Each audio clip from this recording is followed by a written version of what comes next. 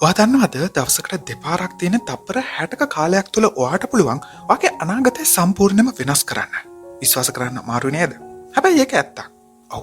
හැම දවසකම 11:11ට විශ්වීය ద్వාරයක් විවර වෙනවා. ඒත් විනාඩියකට විතරයි. ඒ මොහොතේ මේ මං කියන දේවල් කරොත් ඔයාට පුළුවන් ඔයාගේ ජීවිතය සම්පූර්ණයෙන්ම වෙනස් කරගන්න. ඔයාගේ හීන ජීවිතය හැබෑ කරගන්න. ඔයාට අවශ්‍ය ධනය, මිල මුදල්, සම්පත්, කීර්ති නාමය මේ ඕනම දෙයක් ඔයාගේ කරගන්න. ඔව්. ඔයාට ඔයාගේ ජීවිතේ වෙනත් අතකට ඔයා හීන දකින ජීවිතයක කෙලින්ම සම්බන්ධ වෙන්න පුළුවන්. මේ රහස ගැන දන්න කීප දෙනාට නම් මේක අලුත් දෙයක් නෙවෙයි. එරත් නවීන පන්නේ ඔරලෝසු තියෙන්නත් කලින් තිබුණු පුරාණ සංස්කෘතින් වල ඉසිවරු ප්‍රඥාවන්තයින් වගේම නුවණැති භික්ෂූන් මේ ගැන දැනගෙන හිටියා. හැබැයි අද වෙදි මේ රහස ගොඩක් අය දන්නේ නැහැ. එයාලගේ ඇස් ඉස්සරහා තියෙන ඒ බලය නොදැනුවත්කම නිසාම නොසලකා හරිනවා. හැබැයි මේ වීඩියෝෙන් පස්සේ තව දුරටත් ඔයා ඒ සාමාන්‍ය මිනිස්සුන්ගෙන් කෙනෙක් නෙවෙයි. ඔයා මේ රහස ගැන දන්න කීප දෙනාගෙන් කෙනෙක් බවට පත් වෙනවා. ඉතින් ලෑස්තිද ඔයාගේ යථාර්ථය වෙනස් කරගන්න? ඔව්. අවසන් තප්පර වෙනකන් අපිත් එක්ක රැඳිලා ඉන්න. අත විනාඩියක් අපි කියලා දෙන්නම් මේ වීඩියෝවෙන් ඔයා ආපහු වතාවක් 11:11 කියන බලගතු මොහොත දැක්කොත් කරන්න ඕනි මොකක්ද කියලා හරියටම. ඒත් එක්කම ඔයාට ඕන නම් අද ඔයාගේ ජීවිතේ හොඳම දවසක් කරගන්න ලෝභ නැතුව දාගෙන යමු මේ වීඩියෝ එකට ලයික් එකක්. එහෙම කරොත් ඔයාගේ ජීවිතේ වහන ආසම දෙයක් ඊළඟ පැය 24 ඇතුළේ ඔයාට අහන්න ලැබෙවි. මාත් එහෙම වේවා කියලා මගේ මුළු හදවතින්ම ප්‍රාර්ථනා කරන්න. කතා ඇති. අපි යන් එහෙනම් වීඩියෝවට. ඔව් මුලින්ම අපි කරන්න ඕනි දේවල් දැනගන්න කලින් තේරුම් අරන් ඉමු මේ 11:11 රහස ගැන. ඔය එක දැකලා තියෙනවා. මොකද මම දැනටමත් හොඳ ආකාරවම දන්නවා විනාඩියක් නාලිකාවත් එක්ක මේ වෙද්දී එකතු වෙලා ඉන්නේ ඒ විදිහේ ආධ්‍යාත්මික වශයෙන් බලවත් පිරිසක් කියන කාරණාව. ඒකට හොඳ සාක්ෂියක් මීට කලින් මම දාපු වීඩියෝ එකේ කමෙන්ට්ස්. ඉතින් ඔයා මීට කලින් අනිවාර්යයෙන්ම ඔරලෝසුවක නැත්නම් ඔයාගේ ජංගම දුරකථනේ 11:11 හරිම අහඹු විදියට දැකලා ඇති. ඒක හම්බයක් නෙවෙයි. ඒක සලකුණක්. ඒක රටාවක්. විශ්වයෙන් ලැබෙන පොඩි ආරාධනාවක්. මේක එච්චර ලොකු දෙයක් වෙන්නේ ඇයි? මොකද 11:11 කියන්නේ විශ්වීය ద్వාරයකට තියෙන මග සලකුණක්. ඒක අපිට පේන දේ සහ නොපෙනෙන දේ අතර පාලමක්. භෞතික ලෝකයේ සහ ආධ්‍යාත්මික ලෝකයේ අතර පාලමක්. ඔයා 11:11 දකින වෙලාවේ ඒ විශ්වීය ద్వාරය විවර වෙනවා. එක මිනිත්තුවකට භෞතික ලෝකයේ සහ ආධ්‍යාත්මික ලෝකයේ අතර පටලය තුනී වෙනවා. ඒක ඔයාගේ අතීතේ, වර්තමානයේ සහ අනාගතයේ එකට මිශ්‍ර වෙන මොහොතක්. ඔයාගේ සිතුවිලි වඩාත් හයියෙන් ඇහෙන, ඔයාගේ අදහස් වඩාත් පැහැදිලි වෙන, ඒත් එක්කම විශ්වයේ අපි කියන දේවල් වඩාත් සමීපව ඇහෙන අහගෙන ඉන්න මොහොතක් බවට ඒ විනාඩියපත් වෙනවා. මිනිස්සු කියනවා 11:11 දකින්නකොට ප්‍රාර්ථනාවක් කරන්න කියලා. හැබැයි ඒගොල්ලෝ හැමතිස්සෙම තේරුම් ගන්න එක කොච්චර ගැඹුරට යනවද? ඒක කරන්න ඕනි හරිම ක්‍රමය මොකක්ද කියලා. මොකද ඒ තප්පර 60 තුල ඔයා සම්පූර්ණයෙන්ම වර්තමානයේ ඉන්න නිසා. ඒක තමයි ඇත්ත වෙනස සිද්ධ වෙන එකම තැන වෙන්නේ. ඔයාට ඔක්කොම සැක පැත්තකට දාලා බලන් ඉන්න නැතුව ඔයාට ඇත්තටම අවශ්‍ය ජීවිතේ ඔයාගේ කරගන්න අවශ්‍ය පියවර පැකිලීමකින් තොරව තියන්න පුළුවන් මොහොතක් ඒක. මම ඔයාට කියලා දෙන්නම් ඒ කොහොමද කියලා. ඔව් ගොඩක් අය විශ්වයෙන් ඉල්ලන දේවල් එයාලට නොලැබෙන්නේ ඒතවල් හරියන්නේ නැත්තේ එයාලගේ හිත සාමාන්‍ය කාලයේම හිර වෙලා තියෙන නිසා. ඔයා අතීතය ගැන හිතනවා. තමයි ඔයාගේ අනාගතේ නිර්මාණය කරන එකම ක්‍රමය කියලා ඔයා හිතනවා. එහෙම නැත්නම් ඔයා වගේ යටි හිතින් ඒ වගේ හීන හැබෑ කරගන්න බැරි තරම් ලොකු දුරක තියෙන දෙයක් විදියට සලකනවා. කවදම හරි ඒ හීන හැබෑ වෙයිනේ කියලා ඔයා බලාගෙන ඉන්නවා. ඔයා වගේ අවශ්‍යතා අනාගතයට බාර දෙනවා. ඔයාට නොතේරුණාට මේ හැම දෙයකම ඇතුළන්තෙන් නැති බවේ හැඟීමක් තියෙනවා. විශ්වාසයෙන් මතිකමක් තියෙනවා. මේ කියන සිතුවිලි ඔයාගේ හිතින් අයින් කරගන්න. ඒ වෙනුවට මේ විදියට හිතන්න. ඔයාට ඕනි දේවල් දැනටමත් ඉෂ්ට සිද්ධ වෙලා ඉවරයි. ආදරය, සල්ලි, සාර්ථකත්වය වගේ හීන ජීවිතය දැන්ටමත් යථාර්ථයේ වෙනත් අතක තියෙනවා. ඔය තමයි ඒකට ගිහින් නැති එක විතරයි. හැබැයි ඒක ලෝ ආයකට බලාගෙන ඉන්නේ නැහැ. ඔය ඒක ආකර්ෂණය කරගන්න උත්සාහ කරන්නෙත් නැහැ. මොකද ඒක දැනටමත් ඔයාගේ වෙලා ඉවරයි කියන හැඟීම තමයි ඔයා තුල තියෙන්නේ. 아무තොයි මේ දේ වෙන්න කියලා ඔයා අනාගතයට බාර දෙන්නේ නැහැ. ඒක ඔයාගේ යටිහිතේ පළපැදියම් කරගන්න. මට ඕන හැම දෙයක්ම දැන්ටමත් තියෙනවා කියලා හිතලා. මේ පළගතු මොහොතේ මේ වාක්‍ය වචන බවට හරවන්න. යටින් කමෙන්ට් කරන්න. මට ඕන හැම දෙයක්ම දැනටමත් තියෙනවා කියලා. 11:11 කියන්නේ ඔයා සහ විශ්වය අතර තිරේ හරිම තුනී වෙන වෙලාවක්නේ.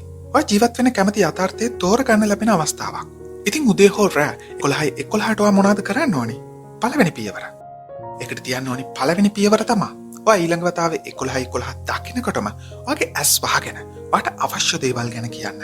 හැබැයි මතකනේ ඒවා කියන්න ඕනි වර්තමාන කාලේ. ඒ කියන්නේ මේ බලගතු මොහොතේදී ඉන්නේ ඔයාට වෙන්න ඕනි කියන නෙවෙයි. දැන්ටමත් ඔයාගේ ඒ හින සේරම හැබෑ කරගත්තු කෙනා ඉන්නේ. ඒ නිසා තප්පර 60ක් තිස්සේ ඔයාගේ අවශ්‍යතා මම කියන වචනයත් එක්ක කියන්න. ඔයාට පුළුවන් නම් මේ දේවල් හඬ නගලා කියන්න. උදාහරණයක් විදියට මම පොසත්. මම මගේ හීන ගෙදර ඉන්නවා. මම සමෘද්ධියෙන් පිරීලා ඉන්නවා. මං විවාහ වෙලා ඉන්නේ මං ආදරය කරපු ඒ ආත්මීය සහකරුවා එක්ක නැත්නම් සහකාරිය එක්ක. මම සතුටින් සෞඛ්‍ය සම්පන්න වෙන්නවා. මෙන්න මේ වගේ ඔයාට අවශ්‍ය කැමති දෙයක් වර්තමාන ස්වරූපෙන් කියන්න. මොකද මේක ඔයාගේ මම තත්වයට සම්බන්ධ වෙන්න තියෙන හොඳම අවස්ථා කීපෙන් එකක්. මෙතෙන්දී ඇත්තටම ඔයාට ඕනි වෙන්නේ පිරිසුදු හිතක් සහ පිරිසුදු චේතනාවක් විතරයි. ඒ කිව්වේ මේ තප්පර 60 තුල ඔයාට අවශ්‍ය දේ මොකක්ද? ඒ දේ ආයෙ කියන්න. මං පොහොසත් මං හරි වෙලාවට හරි අය හම්බ වෙනවා. මම අද මොකක් හරි පුදුම දෙයකට මක්ක පෙන්වනවා. විශ්වය මට අද බලාපොරොත්තු නොවුණු ලස්සන දෙයක් එනවා. මෙන්න මේ වගේ ඔයාට ඕනම දෙයක් හිතන්න පුළුවන්. කිසිම විරෝධයක් නැහැ. හැබැයි එකම දේ ඔයා ඒක කියන්න ඕනි වර්තමාන කාලයෙන්. ඒ කිව්වේ ඔයාට ඕන දේ දැනටමත් තියෙනවා කියන සරයෙන්. දෙවනි පියවර මොකක්ද? ඒක දැනටමත් ඇත්ත වගේ දැනෙන හැඟීම ඒ මොහොත තුල ඇති කරගන්න එක. 11 කියන වෙනත් මානයකට තියෙන දොරටුවක්. ඒ තප්පර 60 තුල ඔයාට විශ්ව මනස එක්ක කෙලින්ම සම්බන්ධ වෙන අවස්ථාවක් ලැබෙනවා. ඒ වගේම මේ වෙනුවෙන් ඔයාට තියෙන සීමාකාරී වෙලාවක්. ඉතින් ඒ බලගත්තු මොහොතේ ඔයා කියන දේ ඔයාගේ හැඟීම් වලිනුත් පේන්න තියෙන්න ඕනේ. ඔයාගේ ඇතුළාන්තයෙන් ඔයාගේ ආශාව හැබෑ වෙලා කියන කාරණාව ඇත්ත වගේ ඔයාට දැනෙන්න ඕනේ. හිතන්නවද? ඔයාගේ මූල රූපය තමයි ඔයාගේ හැඟීම. ඔයාගේ හැඟීම් තමයි ඔයාගේ යථාර්ථය හදන්නේ. ඔයා ඒක ඇත්ත හැඟීමෙන්ම කියද්දි ඒ ඔයාගේ හීනවල ආධ්‍යාත්මික මූල රූපයක් විශ්වය විසින් නිර්මාණය කරගන්නවා. ඒක තමයි විශ්වය විසින් හැබෑ ලෝකයේ තුලත් ඇත්තක් බවට පත් කරන්නේ. ඔන්න ඔය නිසා තමයි සමහරුන්ට මේ ආකර්ෂණ නීතිය වැඩ කරන්නේ නැත්තේ. එයාලා දේවල් ඉල්ලුවට කිව්වට ඒ තුල ඇත්ත හැඟීම් නැහැ. ඉල්ලන්නම් වාලේ ඉල්ලනවා. විශ්වය විසින් ආමු ප්‍රාර්ථනාවලට උත්තර දෙන්නේ නැහැ. ඒක හදන්නේ පැහැදිලි සැලසුම් වලින්. ඉතින් මේ බලගත්තු මොහොතේ ඔයාට ඕන දේ දැන්ටමත් තියෙනවා කියලා හැඟෙන විදියට හිතුවොත් එතෙන්දී ඔයා කරන්නේ ඔහේ ඉල්ලන්නම් වාලේ විශ්වෙන් කිසි දෙයක් ඉල්ලන එක නෙවෙයි. ඔයා ඇත්තටම ඔයාගේ සැලැස්මයි ඒ යවන්නේ. ඒ මොහොතේ ඔයා කියන දේ වගේම ඔයාට දැනෙන හැඟීමත් ඇත්ත වගේ දැනෙන තරමට වර්තමානයේ ඉන්න. සරලවම ඔයාගේ ප්‍රාර්ථනාව දැන්ටමත් ඉෂ්ට වුණා වගේ හැඟීමක් තියාගන්න. ඔයාට ස්වභාවිකවම මේ හැඟීම ඇති කරගන්න එක මුලින් ටිකක් අමුතුයි වගේ දැනෙන්න පුළුවන්. උදාහරණයක් විදිහට ඔයා දුප්පත් වෙලා හිටියා නම් එකපාරට දැනටමත් ඔයා පොහොසතෙක් කියන හැඟීම ඇති කරගන්න එක අමුතු වෙන්න පුළුවන්. අමාරු වෙන්න පුළුවන්. ඒකට කමක් නැහැ. ඒ කියන්නේ හිත රිද්ද ගන්න එපා. කාලයත් එක්ක ඔයාට පුළුවන් වේවි ඒක ඔයාගේ යටිහිතේ පුරුද්දක් බවට පත් කරගන්න. ඒ විදිහට තප්පර 60 ඉවර වුණාම මොකද කරන්නේ? ඒ තමයි පියවර අංක 3. ඒක අත්හරින්න. ඒ කිව්වේ උදාහරණයකට රෙස්ටුරන්ට් එකකට ගිහින් ඔයා කෑම ඕඩර් එකක් දැම්මට පස්සේ කෑම කෝ කියලා තප්පරෙන් තප්පරේ ඔයා වේටර්ගෙන් ආය අහන්නේ නැහනේ. අනේ ඒ වගේ මේ විනාඩියෙන් පස්සේ ඒ කිව්වේ 11යි 12 වෙනකොට ඒක අත්හැරලා දාන්න. පැහැදිලි අරමුණක් එක්ක ඔයා දැනටමත් විශ්වයට ඔයාගේ ඇනෝම දීලා තියෙන්නේ. දැන් ඔයා කරන්න ඕනි ඒ තරංගය ඔයා තුල තියාගෙන ඒ හීනය වෙනුවෙන් වැඩ කරන එක. තාම මගේ හීනේ හැබෑවුන්නේ නැහනේ. මේක බොරුවක්ද? ඉක්මනට මගේ හීනේ ඉෂ්ට වෙන්නකෝ. කොහොනේ මම මේ දේවල් හරියටම කරා. තමත් මගේ හීනේ හැබෑවුනේ නැහනේ. මෙන්න මේ විදියට ඔයා හිතන ගත්තොත් ඔයා වැඩේ අවුල් කරගන්නවා. ගොඩක් අයට විශ්ව ආකර්ෂණ නීතිය වැඩ නොකරන්නත් ප්‍රධානම හේතුව වෙන්නේ මෙන්න මේ සිතුවිලි රටාව. මේ වෙනුවට ධනාත්මකව ඉන්න. වගේ හීනේ වෙනුවෙන් වැඩ කරන්න. මොකද කම්මැලියන් වෙනුවෙන් විශ්වය සේවය කරන්නේ නැහැ. ඔයා යම් හීනයකට මහන්සි වෙනවා නම් වගේ සිතුවිලිත් මම මේ කිව්ව විදියට ධනාත්මක නම් ඔයා හිතනවටත් වඩා ඉක්මනට සහ ඉල්ලුවටත් වඩා ලොකුවට විශ්වය ඔයාට ආශිර්වාද කරાવી.